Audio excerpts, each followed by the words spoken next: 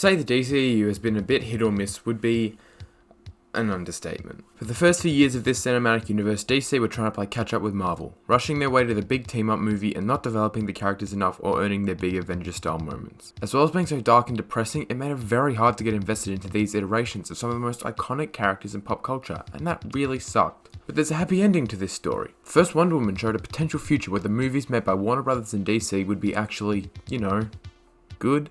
And thankfully, that's the future we've gotten. DC has been on a major hot streak recently, and in my opinion, they haven't missed since 2017, and with Wonder Woman 1984, that streak has only gotten hotter. I don't know if this is a hot take or not, but 84 is the best DC movie since The Dark Knight Rises. Yeah, it's that good.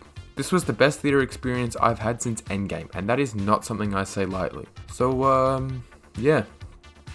I guess you could say I liked it. But before we talk about why I liked 84 so much, we need to look back at the first movie. Wonder Woman is a great movie. The first two acts are brilliant, fun, classic superhero media like only Patty Jenkins can deliver. And the first little bit of the third act is just as good. But from this frame onwards, the finale and the film's message overall just gets really muddled, and it does the rest of the movie a real disservice. So when we heard recently that the movie originally had a much more intimate and personal climax and that WB forced her to change it, I was less than surprised. The movie fell victim, even if it wasn't the biggest casualty, to how WB was constantly meddling with their movies. But other than those final minutes, the first Wonder Woman is a fantastic and thematically rich movie with endearing characters, a great plot, and fun action that I'd recommend to pretty much anyone who enjoys superhero movies. So when I was walking into Wonder Woman 1984, I was really hoping and praying that WB would continue to do what they have been doing with movies like Joker and Birds of Prey, and let Patty Jenkins and Gal Gadot do their thing and make their movie. And I got my wish. Wonder Woman 1984 is the most optimistic, joyful, and just through and through hopeful superhero flick we've seen since Superman. Yeah, that's Superman. Oh, and on the topic of Superman, the clear inspiration and influence that film had on this one is apparent from the jump. The very first scene after the title card is a Superman-esque heroism montage, complete with goofy interactions with the public and comedically ineffective goons. And that tone carries on for the whole movie. But overall, the movie is a colourful, joyous story about a BDSM fantasy trying to save the world. If you're on a really weird time, go and look into the creation of Wonder Woman in relation to weird bondage shit. Speaking of the characters, let's talk about them. Diana and Steve remain mostly unchanged on a fundamental character level, but the smart inversion of the dynamic from the first, with Steve now being the fish out of water, is used really well to create some fun humorous moments, but the fact that Steve isn't as out of place as Diana was in Wonder Woman means it doesn't overtake their scenes together, and it lets Steve be an actually useful character. Barbara Minerva aka Cheetah is a really great inclusion and foil for Diana, who's used to show how a more selfish and less hopeful Wonder Woman could have used her power for her own self-benefit. She's also got a much more personal connection to Diana than the other villain, due to them knowing each other previously and having a friendship before their eventual fallout. And also there's him, Max Lord, as portrayed by the embodiment of kindness himself.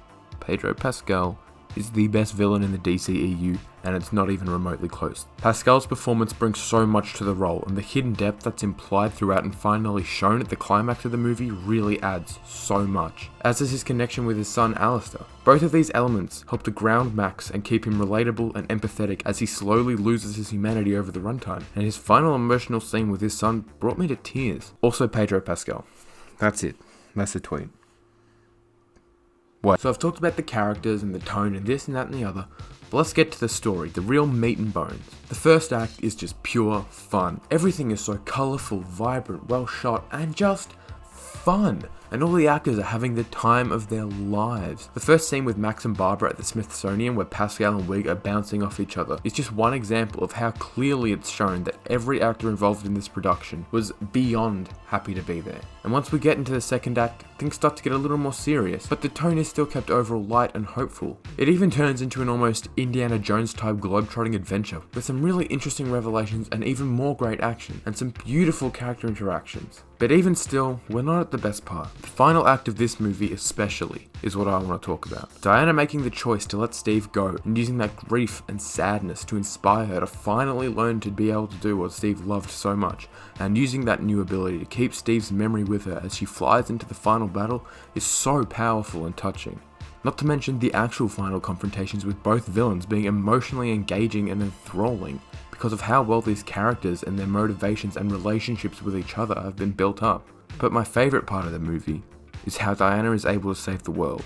Not by beating the shit out of Max or Barbara, not by stopping some blue laser into the sky, but by asking people to simply be nice and do the right thing. And it actually works, because that's what this movie is. Cheesy, over the top, and hopeful. It's crazy when a movie for kids about superheroes saving the world actually being hopeful is a big deal. But I'm just grateful that this one is. After years of DC being hopeless and dark and dour, it's just nice that DC is finally letting their characters be what they were always meant to be. Hopeful. And it fucking leaked a year ago.